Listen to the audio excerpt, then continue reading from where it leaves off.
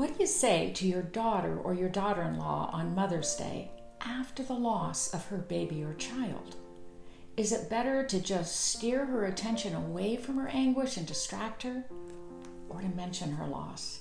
Now, I know the last thing you want to do is cause unintentional pain and ruin her day. So what's the best approach? I'm Pam Friedevelt, professional counselor and grief expert. And when it comes to topics like this, miscarriage, stillbirth, the loss of a baby or child, most of us find ourselves pretty uncomfortable and a little tongue-tied, not quite sure what to say. And it's the perfect setup for awkwardly jumping in and talking about an easier subject, like ourselves, which really isn't helpful, and it can do far more damage than good. Now, every baby or child that dies leaves behind at least 5 grieving loved ones. The parents, of course, the grandparents, siblings, and friends. And there's a good chance you're watching this burdened by heavy grief. Your heart might be cracked wide open because your daughter or daughter-in-law has lost a baby or a child. If that's the case, I'm so sorry for your loss. It's hard to see those you love hurting. The more you love, the more you hurt. And Mother's Day tends to trigger a flood of overwhelming grief because it reminds us of our precious little ones that we've lost and we wish we could hold in our empty arms. Now, I've talked with thousands of women through the years who have spoken with me very frankly about the helpful and the awful things that family members and friends, community leaders have said after their loss. Words are powerful. They can hurt and they can heal. And that's why we want to offer some tips to you on how you can craft your words in ways that help mend a broken heart.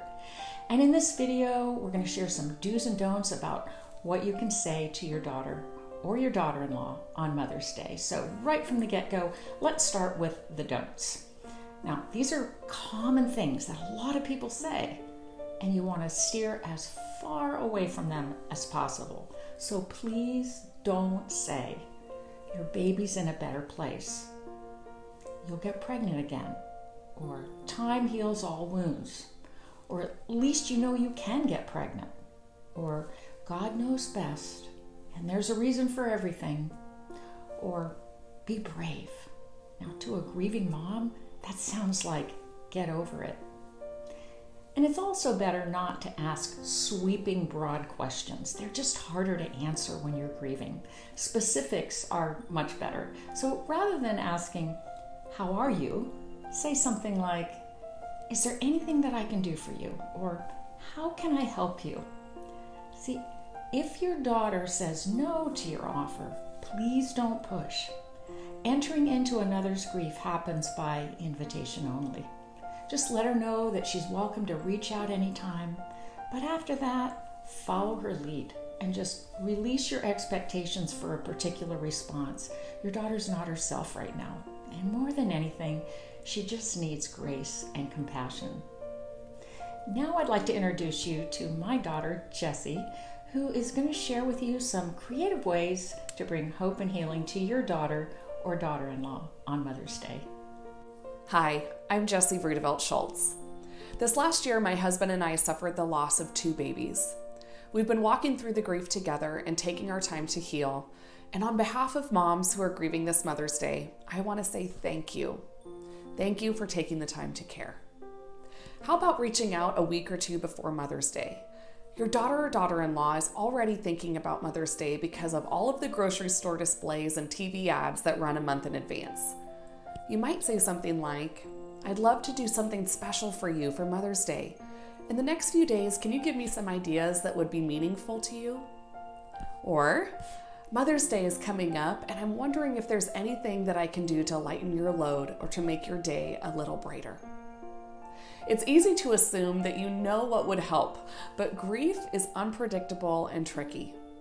Her needs and wants may be very different now than they were before, and asking for suggestions lets her have a choice in the process, which is something that she didn't have with the loss of her baby. You're also more likely to give her what she'd really enjoy and truly meet a need. On Mother's Day Sunday, how about finding a way to honor your daughter's courage to keep going in the midst of her great sadness? Perhaps send a brief, sincere little note, maybe a gift card, and say something like, "You're in my thoughts today. Please treat yourself to something special. Though you may not feel like it, I see tremendous courage in you." I created this simple little design with one of Jesse's favorite quotes, "Live in the grace of the day," just as a reminder to be compassionate and kind to herself. And I'll give this to her on Mother's Day. Now, if you'd like to make cards, how about highlighting your daughter's unique attributes and characteristics using the letters of her name?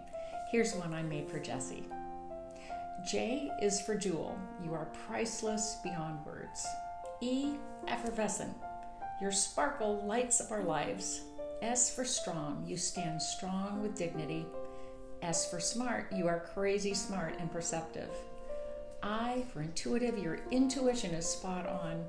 And E for empathy. Your other-centered love inspires me. For a different twist on this idea, you can use the name of your daughter's baby and share how he or she left their mark on you. It means a lot when others mention your baby's name after your loss. You'll find a sample card that Mom made for me with my baby's name at the end of this video. You know, most women I know love flowers, so why not treat her to a fresh bouquet, a new journal, a cozy blanket, or her favorite dessert in honor of Mother's Day this year? If you live close to your daughter, you could even offer to host a Mother's Day brunch or dinner and send her home with a freezer full of leftovers.